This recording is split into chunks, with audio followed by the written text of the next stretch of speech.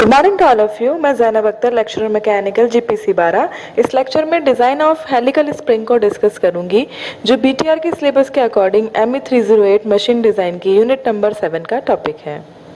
These are the outlines of this lecture. सबसे पहले हम हेलिकल स्प्रिंग के इंट्रोडक्शन को देखेंगे, देन हम कंप्रेशन स्प्रिंग में यूज़ की जाने वाली टर्म्स की स्टडी करेंगे, देन कंप्रेशन हेलिकल स्प्रिंग के एंड कनेक्शंस को स्टडी करेंगे, देन फाइनली हम डिज़ाइन करेंगे हेलिकल स्प्रिंग को। इसके लिए हम कैलकुलेट करेंगे हेलिकल स्प्रिंग के लिए स्ट्रेसेस को और डिफ्लेक्शन को।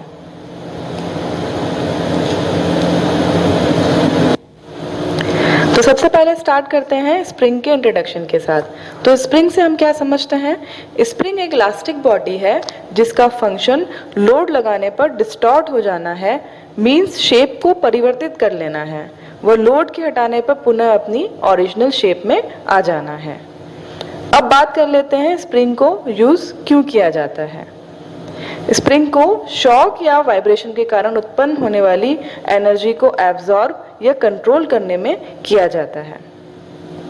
स्प्रिंग का यूज हम ऑटोमोबाइल्स में कुशन इफेक्ट प्रदान करने, रेलवे बफर्स में, एयरक्राफ्ट लैंडिंग गियर्स में, शॉक एब्जॉर्बर्स में, वाइब्रेशन को रिड्यूस करने के लिए यूज किए जाने वाले डैम्पर्स आदि में कर सकते हैं।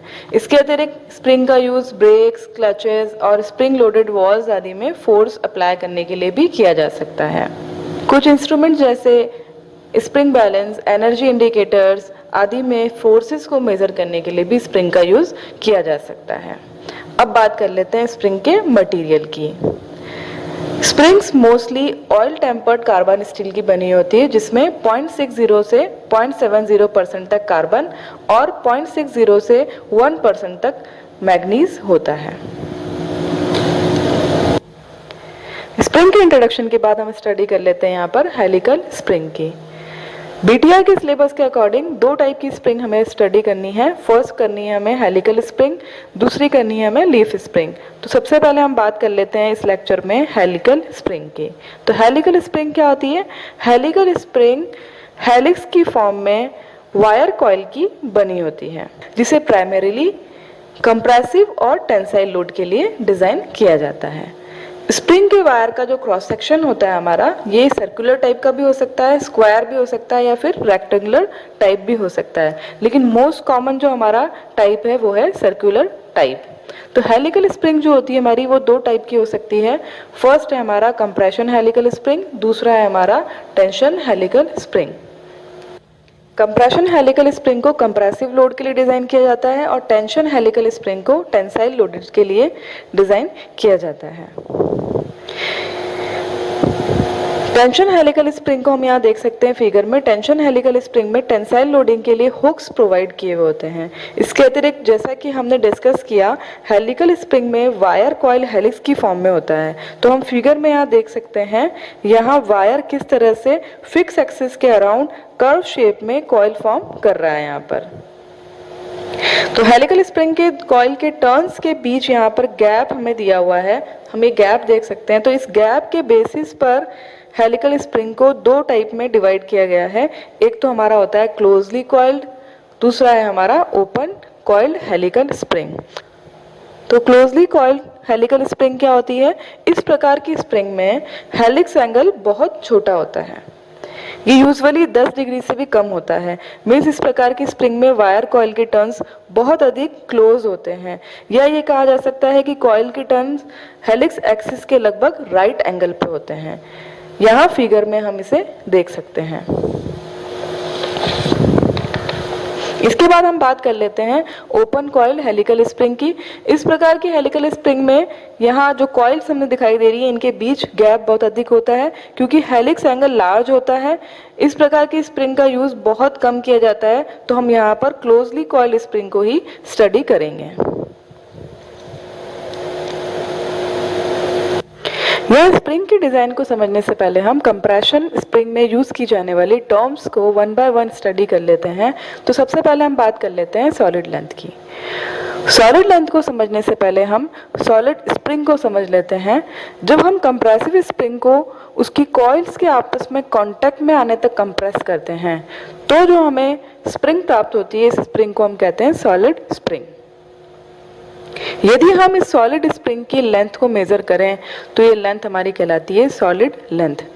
तो सॉलिड लेंथ हमारी क्या होती है? ये होती है हमारी टोटल नंबर ऑफ कॉइल्स और स्प्रिंग के वायर डायमीटर का मल्टीपल। तो यहाँ हम फॉर्मूले में देख सकते हैं, हमें यहाँ एल से जो शो किया हुआ है ये हमें शो की हुई है सॉलिड लेंथ। ये हमारी इक्वल होती है N dash multiply with D. N dash क्या है यहाँ पर? टोटल नंबर ऑफ कॉइल्स, और डी है हमारा वायर का डायमीटर। इसके बाद हम बात कर लेते हैं फ्री लेंथ की। तो फ्री लेंथ क्या होती है? स्प्रिंग को यदि हम फ्री या अनलोडेड कंडीशन में रखें तो हम जब लेंथ को मेजर करेंगे अनलोडेड फ्री कंडीशन में, ये लेंथ हमारी कहलाएगी फ्री लेंथ। जो हमारी फ्री लेंथ होती है स्प्रिंग की, ये इक्वल होती है सॉलिड लेंथ, मैक्सिमम कंप्रेशन और जो क्लियरेंस हमारा एडजेसेंट कॉइल में है, इन सब के समेशन के बराबर। तो मैक्सिमम कंप्रेशन क्या होता है हमारा यहाँ पर? मैक्सिमम कंप्रेशन हमारा होता है स्प्रिंग में आने वाला मैक्सिमम डिफ्लेक्शन। तो इसको हम लिख सकते हैं यहाँ पर, यहाँ फ्री लेंथ को हमने शो किया है एल एफ से, तो एल एफ हमारा इक्वल होता है N dash D plus delta maximum, ये हमारा मैक्सिमम कंप्रेशन है जो स्प्रिंग में हमारा आ रहा है, प्लस क्लियरेंस को हम मानते हैं कि मैक्सिमम डिफ्लेक्शन का 15% होता है, तो हमने यहाँ पे शो किया है 0.15 डेल मैक्सिमम। इसके अतिरिक्त हम फ्री लेंथ को निकालने के लिए यहाँ पर एक और फॉर्मूला यूज कर सकते हैं। यदि हमारा जो हमारी स्प्रिंग्स हैं, इसके जो एडजेसेंट कॉइल है, इसके बीच क्लियरेंस हमारा 1 mm का है, तो उस केस में हम यहाँ पर फॉर्मूला यूज कर सकते हैं L F is equal to N dash D plus delta maximum plus N dash -1 multiply with 1 mm। यहाँ फ्री लेंथ के लिए हमने जो कैलकुलेशन की है इसको हम डायग्राम से भी समझ सकते हैं। हम यहाँ देख सकते हैं फर्स्ट डायग्राम जो हमें दिखाया है, ये दिखाया अनलोडेड कंडीशन के अंदर। तो स्प्रिंग के ऊपर यहाँ पे किसी प्रकार का लोड नहीं लग रहा है, इस कंडीशन में हम लेंथ को मेजर करेंगे। ये मेजर करी हुई लेंथ हमारी कहलाएगी फ्री लेंथ। यदि हम स्प्रिंग पे लोड लगा देते हैं W, तो हमारा स्प्रिंग में यहाँ पर कुछ कंप्रेशन होगा। तो ये जो कंप्रेशन हमारा हुआ, यानी एक्चुअल जो लेंथ थी हमारी आउट अनलोडिंग और जो लोड करने के बाद में जो हमारी लेंथ हमें प्राप्त हुई, इन दोनों के बीच का डिफरेंस हमारा कहलाता है डिफ्लेक्शन। यानी यहाँ पर मैक्सिमम कंप्रेशन लोड लगाने पे जो हमें प्राप्त हुआ, ये है डेल्टा, जिसे हम कहते हैं डिफ्लेक्शन। तो यहाँ पर हम देख सकते हैं, जब हमारे स्प्रिंग के ऊपर हमने लोड लगाया है और कुछ डिफ्लेक्शन हमें मिला, तो उस केस में हमारी स्प्रिंग की कॉइल्स के बीच में कुछ गैप यहाँ पे रह जाता है। ये गैप हमारा कहलाता है क्लियरेंस। अब यदि इस लोड को हम इतना अधिक लगा दें कि हमारे स्प्रिंग के बीच का गैप यहाँ पे रिमूव हो जाए और स्प्रिंग की सारी कॉइल्स जो हैं वो एक दूसरे से आकर के एकदम बिल्कुल कांटेक्ट में आ जाए, जस्ट क्लोजली पैक्ड हो जाए, तो ये हमारी स्प्रिंग कहलाती है कंप्रेस्ड सॉलिड स्प्रिंग, और इस लेंथ को हम बोलते हैं सॉलिड लेंथ। अब हम बात कर लेते हैं स्प्रिंग की नेक्स्ट टर्म की, यह है स्प्रिंग इंडेक्स। तो स्प्रिंग इंडेक्स क्या होता है हमारा? स्प्रिंग इंडेक्स मीन डायमीटर और वायर डायमीटर का रेशियो होता है। तो यहाँ पर मीन डायमीटर को हमने कैपिटल डी से शो किया है और स्मॉल डी हमारा है वायर का डायमीटर। तो ये जो रेशियो हमें प्राप्त होता है, ये कहलाता है हमारा स्प्रिंग इंडेक्स। इसके बाद बात कर लेते हैं स्प्रिंग रेट की। तो स्प्रिंग रेट क्या होती है? स्प्रिंग रेट को हम स्टिफनेस या स्प्रिंग कांस्टेंट भी कहते हैं। ये स्प्रिंग के पर यूनिट डिफ्लेक्शन देने के लिए आवश्यक लोड की मात्रा होती है। तो यहाँ पर हम मान लेते हैं, हम जो लोड लगाया ये है हमारा W, और पर यूनिट जो डिफ्लेक्शन हमें मिलेगा उसका मान है हमारा डेल्टा। तो ये कांस्टेंट जो है हमारा, इसको हम डिनोट करते हैं K से। तो K हमारा रेशियो है W अपॉन डेल्टा का। तो K यहाँ पे हमारा शो कर रहा है स्प्रिंग की रेट को। इसके बाद बात कर लेते हैं पिच की। तो हमारा पिच क्या होता है? पिच हमारा स्प्रिंग की अनकंप्रेस्ड स्टेट में, जब स्प्रिंग कंप्रेस नहीं की हुई होती है, उस स्थिति में एडजेसेंट कॉइल के बीच नापी गई एक्सियल डिस्टेंस होती है। तो इसको हम डायग्राम में भी यहाँ पे देख सकते हैं। ये हमारी दो कॉइल के बीच में नापी गई एक्सियल डिस्टेंस होती है। इसको हम डिनोट करते हैं P से। तो P हमारा होता है फ्री लेंथ और n-1 का रेशियो, या हम इसको लिख सकते हैं LF - LS upon n' plus D। अब हम बात कर लेते हैं कंप्रेशन हेलिकल स्प्रिंग के एंड कनेक्शंस की।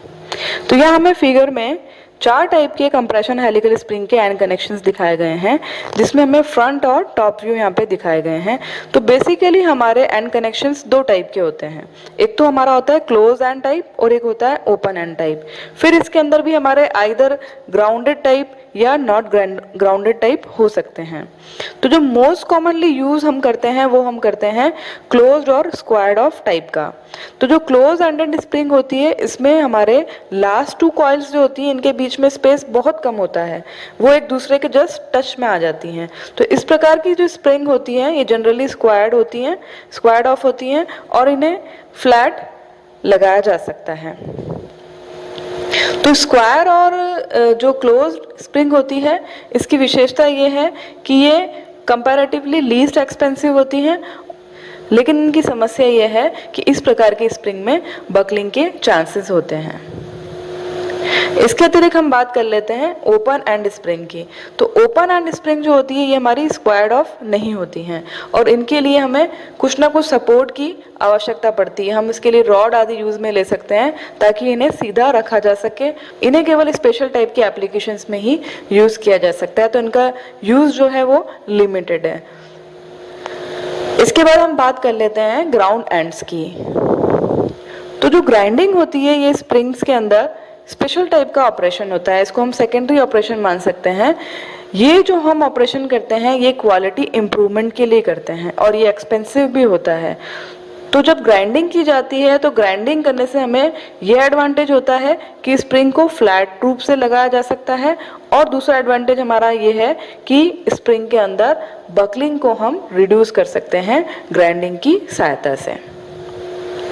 तो हमारी जो क्लोज्ड और ग्राउंडेड कंप्रेशन स्प्रिंग एंड्स होते हैं ये कॉमनली जो यूज हम करते हैं ये लार्ज स्प्रिंग्स के अंदर यूज करते हैं, और जो हमारे क्लोज और नॉट ग्राउंडेड एंड्स होते हैं इनको हम स्मॉलर साइज स्प्रिंग्स के अंदर यूज में लेते हैं।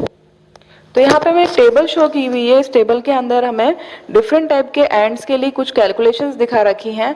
यहाँ हमें 4 टाइप के एंड दिखा रखे हैं और इनके लिए हमें टोटल नंबर ऑफ टर्न्स कितने कंसिडर करने हैं उसकी वैल्यू हमें दे रखी है, प्लस हमें दे रखा है सॉलिड लेंथ और फ्री लेंथ की वैल्यूज। तो हम यहाँ पे न्यूमेरिकल के अंदर जब हमें एंड्स की डिफरेंट टाइप के एंड्स हमें दे रखे होंगे तो उसके लिए हम डायरेक्टली इस टेबल के अंदर से वैल्यूज को अडॉप्ट कर सकते हैं और नंबर ऑफ टर्न्स के बेसिस पर सॉलिड लेंथ और फ्री लेंथ को कैलकुलेट कर सकते हैं। तो यहाँ पर टेबल में हम देख सकते हैं एन हमारा है number of active turns, P हमारा है कॉइल का पिच और स्मॉल डी हमारा है स्प्रिंग के वायर का डायमीटर। इसके बाद हम बात कर लेते हैं इनएक्टिव कॉइल और एक्टिव कॉइल टर्न्स की। स्प्रिंग के कॉइल का वो पार्ट जो स्प्रिंग एक्शन में कंट्रीब्यूट नहीं करता है वो पार्ट हमारा कहलाता है इनएक्टिव टर्न। इसके अतिरिक्त जो पार्ट हमारा स्प्रिंग एक्शन के अंदर कंट्रीब्यूट करता है वो हमारा कहलाता है एक्टिव टर्न। अब हम बात कर लेते हैं टेंशन हेलिकल स्प्रिंग के एंड कनेक्शंस की। तो यहाँ पे हमें फिगर में हम देख सकते हैं टेंशन स्प्रिंग में हुक्स और लूप्स का हम यूज करते हैं। तो ये जो हुक्स और लूप्स हैं ये स्प्रिंग को टेंशन प्रोवाइड करते हैं। तो ये आपके अटैचमेंट होते हैं जो स्प्रिंग के एंड पर यहाँ पर लगे हुए होते हैं। तो जो हुक्स हमने लगाए हैं, जो लूप्स हमने यहाँ पे यूज में लिए हैं, ये कॉइल को पूरी या आधी टर्न करके बनाया जाता है। तो हम यहाँ पे फिगर में 3 टाइप के एंड्स यहाँ पे देख सकते हैं और ये इनका टॉप व्यू भी हम यहाँ पर देख सकते हैं। क्योंकि हमारा जो लूप होता है ये हाफ टर्न के इक्वल होता है, तो यहाँ पर हमारा active number of coil N dash जो होता है वो इक्वल होता है n+1 के। तो अब हम बात कर लेते हैं हेलिकल स्प्रिंग की डिजाइन की। तो जैसा कि हम जानते हैं स्प्रिंग में हमारी मेजर स्ट्रेस शेयर स्ट्रेस होती है जो ट्विस्टिंग के कारण लगती है। तो हम यहाँ पर एक स्प्रिंग को कंसिडर करते हैं। जैसा कि हम जानते हैं स्प्रिंग हमारी वायर की बनी होती है। हम मान लेते हैं स्प्रिंग पर हमारा यहाँ पर W लोड लग रहा है जो कि स्प्रिंग की एक्सिस के पैरेलल यहाँ पर लग रहा है। कुछ पैरामीटर्स हम यहाँ पे कंसिडर कर लेते हैं। यहाँ पर कैपिटल D है स्प्रिंग कॉइल का मीन डायमीटर, स्मॉल d है हमारा स्प्रिंग वायर का डायमीटर, स्मॉल n है हमारा number of active coils, capital G है मॉडुलस ऑफ रिजिडिटी, W है एक्सियल लोड जो स्प्रिंग पर लग रहा है, टॉ हमारा है मैक्सिमम शेयर स्ट्रेस जो वायर के अंदर लगेगी, और C है स्प्रिंग इंडेक्स। इसके अतिरिक्त P है हमारा पिच ऑफ द कॉइल, और डेल है हमारा डिफ्लेक्शन जो कि एक्सियल लोड के कारण यहाँ पर लगेगा। यहाँ हम स्प्रिंग का एक स्मॉल पार्ट कंसीडर कर लेते हैं जिस पर W लोड यहाँ पर लग रहा है। तो इस W लोड के कारण वायर में ट्विस्टिंग मोमेंट लगेगा, इस कारण वायर रोटेट होगा, तो इस ट्विस्टिंग मोमेंट के कारण यहाँ पर टॉर्शनल शियर स्ट्रेस प्रोड्यूस होती है। तो हम यहाँ फिगर में देख सकते हैं ये जो पार्ट हमने कंसिडर किया है ये ट्विस्टिंग मोमेंट T और फोर्स W के एक्शन में यहाँ पर इक्विलिब्रियम में है। तो हम यहाँ पर अब ट्विस्टिंग मोमेंट कैलकुलेट कर लेते हैं स्प्रिंग पर लगने वाला। तो जैसा कि हम जानते हैं हमारा ट्विस्टिंग मोमेंट होता है फोर्स इनटू रेडियस। तो हमारा यहाँ पर लगने वाला लोड है W, और रेडियस के लिए हम क्या यूज में लेंगे, जो हमारी कॉइल है इसका रेडियस हम यहाँ पर यूज में लेंगे। तो कॉइल का डायमीटर जैसे हम जानते हैं कैपिटल D होता है, तो इसको हम लिख सकते हैं कैपिटल D बाय 2। अब हम जानते हैं कि हमारा वायर जो होता है ये सिलेंड्रिकल फॉर्म में है यहाँ पे, तो इसको हम एज ए शाफ्ट यहाँ पे डिजाइन कर सकते हैं। तो जैसा कि हम जानते हैं हमारी शाफ्ट के लिए ट्विस्टिंग मोमेंट होता है π/16 इंटू टॉ इंटू डी का क्यूब। तो हम यहाँ पर ट्विस्टिंग मोमेंट को इक्वेट कर सकते हैं π/16 इंटू टॉ 1 इंटू डी क्यूब के। अब जैसा कि हम जानते हैं टॉ 1 क्या है, टॉ 1 हमारी है टॉर्शनल शियर स्ट्रेस।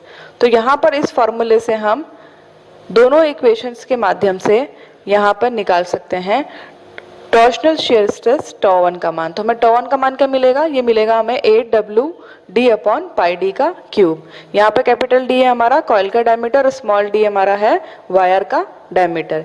यानी कि यदि हमारे पास में वायर का डायमीटर और कॉइल का डायमीटर हो और स्प्रिंग पर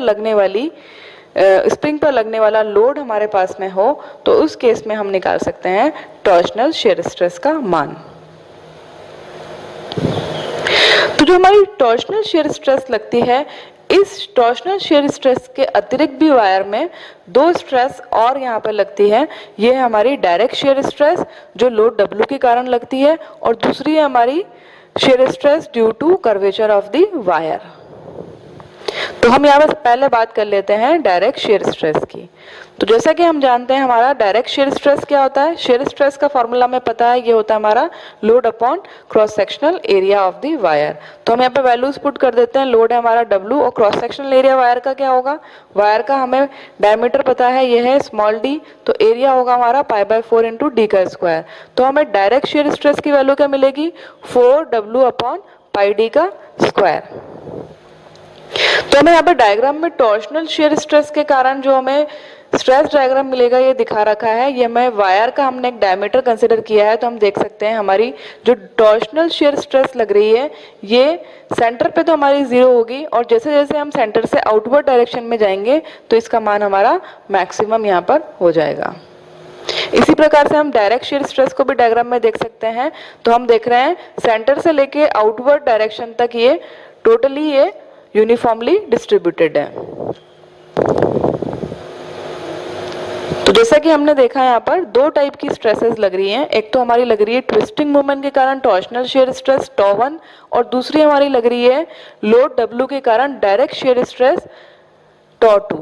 तो हम यहाँ पर रिजल्टेंट शियर स्ट्रेस का मान निकाल लेते हैं। तो टॉ हमारा इक्वल किसके होगा, टॉ 1 प्लस टॉ 2 के। तो यहाँ पे प्लस और माइनस दो साइन हमने यूज में लिए हैं। तो पॉजिटिव साइन हम कब यूज में लेंगे, पॉजिटिव साइन हम यूज में लेंगे जब हम रिजल्टेंट शियर स्ट्रेस का मान निकालेंगे वायर की इनर एज पे, और यदि हम वायर की आउटर एज पर अगर हम रिजल्टेंट शियर स्ट्रेस का मान निकालेंगे तो उस केस में हम यहाँ पर नेगेटिव साइन यूज में लेंगे। तो हम मैक्सिमम शियर स्ट्रेस जैसा कि हमने बात करी यहाँ पर कि इनर एज पर हमें पॉजिटिव साइन यूज में लेना है, तो मैक्सिमम शियर स्ट्रेस हमें कहाँ मिलेगी, ये मिलेगी हमें वायर की इनर साइड पे। तो हम यहाँ पर मैक्सिमम शियर स्ट्रेस की वैल्यू लिख लेते हैं। तो ये क्या हो जाएगी हमारी टॉर्शनल शियर स्ट्रेस, हमें साइन कौन सा यूज में लेना है यहाँ पे, प्लस डायरेक्ट शियर स्ट्रेस। तो ये वैल्यू में मिलेगी 8WD अपॉन पाई डी का cube plus 4W upon pi D का स्क्वायर। तो यहाँ पे यदि अगर हम स्प्रिंग इंडेक्स की टर्म में इसको डिफाइन करना चाहें तो जैसा कि हम जानते हैं हमारा स्प्रिंग इंडेक्स क्या होता है। स्प्रिंग इंडेक्स हमारा होता है रेशियो कैपिटल डी और स्मॉल डी का। कैपिटल डी क्या है, यहाँ पे मीन डायमीटर है कॉइल का, और स्मॉल डी हमारा वायर का डायमीटर है।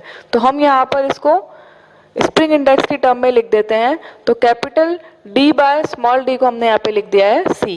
तो हमें क्या फार्मूला मिला, ये हमें मिला 8WD अपॉन पाई डी का cube multiply with 1 plus 1 upon 2C। अब हम यहाँ पर एक फैक्टर इंट्रोड्यूस कर रहे हैं। ये फैक्टर हमारा कहलाता है शियर स्ट्रेस फैक्टर। इसको हमने डिफाइन किया है KS से। तो KS हमारा होता है 1 प्लस 1 अपॉन 2C। तो ये जो इक्वेशन हम यहाँ पे देख रहे हैं, इक्वेशन से हम ये ऑब्जर्व कर सकते हैं कि हमारा डायरेक्ट शियर स्ट्रेस का जो इफेक्ट है ये केवल स्मॉल स्प्रिंग इंडेक्स C के लिए ही एप्रिशिएबल है। इसके अतिरिक्त हम देख सकते हैं ये जो हमें यहाँ पर इक्वेशन मिली है, इसके अंदर हमने वायर के कर्वेचर इफेक्ट को नेग्लेक्ट किया हुआ है। तो वायर के कर्वेचर इफेक्ट को हम नेग्लेक्ट कब कर सकते हैं, इसको हम नेग्लेक्ट तब कर सकते हैं जब हमारा स्प्रिंग के ऊपर स्टैटिक लोडिंग हो रही हो, क्योंकि इस केस में मटेरियल की यील्डिंग होने के कारण स्ट्रेस यहाँ पर रिलीव हो जाती है। अब यदि हम डायरेक्ट शियर स्ट्रेस के साथ कर्वेचर के इफेक्ट को कंसीडर करना चाहें तो इसके लिए हमें वॉल्स स्ट्रेस फैक्टर को यहाँ पर इंट्रोड्यूस कराना होगा। तो जो वॉल्स स्ट्रेस फैक्टर होता है हमारा, इसको हम डिनोट करते हैं कैपिटल K से। तो ये हमारा इक्वल होता है 4C minus 1 upon 4C minus 4 plus 0.615 upon C। तो हम यहाँ पर शियर स्ट्रेस फैक्टर की बजाय इस इक्वेशन के अंदर पुट कर देंगे यहाँ पर वॉल्स स्ट्रेस फैक्टर को। तो यहाँ हमने इसको पुट किया तो हमें इक्वेशन मिली tau is equal to K into 8WD upon pi D का क्यूब, जो इक्वल होगा हमारा K into 8WC upon pi D square के। तो यहाँ हम देख सकते हैं ये जो हमें इक्वेशन मिली है, ये जो मैक्सिमम शियर स्ट्रेस का मान हमें मिला है, ये हमें मिला है जब हमने डायरेक्ट शियर स्ट्रेस और वायर की कर्वेचर दोनों के इफेक्ट को हमने यहाँ पर कंसिडर किया है। और जो हमारी पहले वाली इक्वेशन थी इसमें हमने वायर के कर्वेचर के इफेक्ट को कंसिडर नहीं किया था। तो हम यहाँ पर एक ग्राफ देख सकते हैं। इस ग्राफ में हमें K की डिफरेंट वैल्यूज के लिए स्प्रिंग इंडेक्स की वैल्यू दिखा रखी है। तो हम यहाँ पे देख सकते हैं हमारा वॉल्स स्ट्रेस फैक्टर K का मान जो है वो रैपिडली इंक्रीज होगा जब स्प्रिंग इंडेक्स का मान डिक्रीज होता है। तो मोस्टली जो हम मशीनरीज के अंदर स्प्रिंग यूज में लेते हैं, इसके लिए हम स्प्रिंग इंडेक्स का मान कंसीडर करते हैं 3। तो जो हमारा वॉल्स स्ट्रेस फैक्टर हमने कंसीडर किया है, ये बेसिकली हमारा दो सब फैक्टर से मिलकर बना होता है। तो ये दो सब फैक्टर हमारे क्या है, ये है हमारा स्ट्रेस फैक्टर KS और दूसरा है हमारा KC स्ट्रेस कॉन्सेंट्रेशन फैक्टर। तो ये जो K है वॉल्स स्ट्रेस फैक्टर, ये हमारा KS और KC का मल्टीपल होता है। तो अब यहाँ पर कैलकुलेशन करने के बाद में हम देख सकते हैं रिजल्टेंट टॉर्शनल शियर और डायरेक्ट शियर स्ट्रेस के कंबाइंड इफेक्ट को यहाँ पर। तो हम यहाँ पे देख सकते हैं किस तरह से हमारा स्ट्रेस का डिस्ट्रीब्यूशन हो रहा है सेंटर से इनर एज पर, और ये आउटर एज पे भी हम देख सकते हैं। तो हम यहाँ पे देख सकते हैं जो स्ट्रेस का मान है हमारा इनर एज पे अधिक है और आउटर एज पर हमारा स्ट्रेस का मान कम है। इसी प्रकार से हम देख सकते हैं resultant torsional shear, direct shear और कर्वेचर शियर स्ट्रेस के कंबाइंड इफेक्ट को इस डायग्राम में। तो इस प्रकार से फाइनली हमने हेलिकल स्प्रिंग के लिए मैक्सिमम शियर स्ट्रेस का मान निकाला।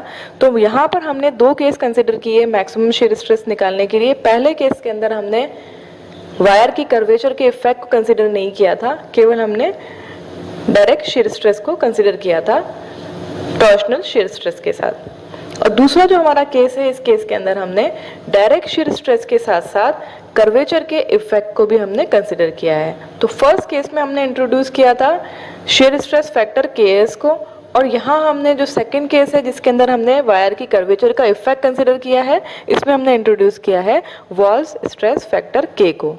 तो यहाँ पे स्टूडेंट फोकस कर सकते हैं वॉल्स स्ट्रेस फैक्टर पे। कई बार ऑब्जेक्टिव टाइप में वॉल्स स्ट्रेस फैक्टर का मान सीधे ही पूछ लिया जाता है और आपको स्प्रिंग इंडेक्स का मान यहाँ पे दिया हुआ हो सकता है। तो ये आपसे कंपटीशन एग्जाम के अंदर भी पूछा जा सकता है। इसके अतिरिक्त हम यहाँ पे देख सकते हैं जो हमने मैक्सिमम शियर स्ट्रेस का मान निकाला है, तो मैक्सिमम शियर स्ट्रेस अगर हमें सवाल में दे रखी है तो हम यहाँ पर वायर का डायमीटर कैलकुलेट कर सकते हैं यदि हमारे पास में कॉइल का डायमीटर है और स्प्रिंग पे लगने वाला लोड अगर हमारे पास में दिया हुआ है। तो इस प्रकार से हम स्प्रिंग की डिजाइन कर सकते हैं स्ट्रेस के बेसिस पर। अब हम देख लेते हैं हेलिकल स्प्रिंग में डिफ्लेक्शन को। तो हेलिकल स्प्रिंग के लिए डिफ्लेक्शन का मान निकालने के लिए हम यहाँ पर कुछ टर्म्स कंसीडर कर लेते हैं। तो हम देख लेते हैं एक्टिव लेंथ क्या होती है। तो एक्टिव लेंथ हमारी होती है एक कॉइल की length multiply with number of active coils. तो एक कॉइल की लेंथ कितनी होगी, ये होगी हमारी 2πr, इसको हम πd लिख सकते हैं। मल्टीप्लाई कर देते हैं इसको नंबर ऑफ एक्टिव कॉइल्स से, तो नंबर ऑफ एक्टिव कॉइल्स हम मान लेते हैं स्मॉल n है।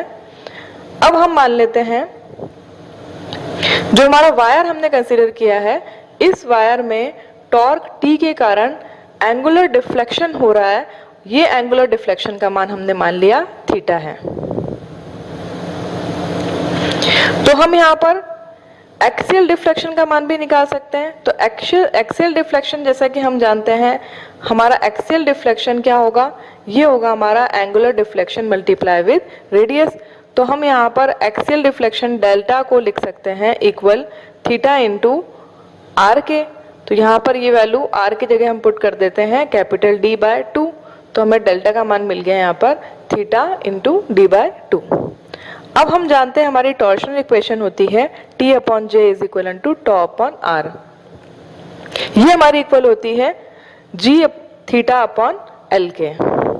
तो यहाँ पर जैसा कि हम जानते हैं J क्या है हमारा, J हमारा है पोलर मूवमेंट ऑफ इनर्शिया, और स्प्रिंग वायर के लिए इसका मान कितना होगा π/32 इंटू D⁴, और D यहाँ पर क्या है स्प्रिंग के वायर का डायमीटर। और जैसा कि हम जानते हैं G हमारा क्या है modulus of rigidity of spring wire material. तो अब हम क्या कर सकते हैं, हम यहाँ पर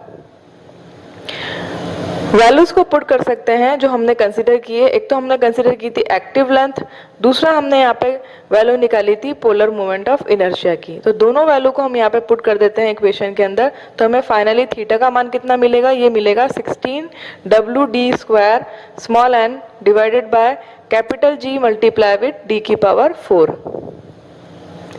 अब यहाँ पर हमारे पास क्योंकि थीटा की वैल्यू आ गई है, तो अब हम क्या निकाल सकते हैं इसकी बेसिस पर, हम निकाल सकते हैं एक्सियल डिफ्लेक्शन।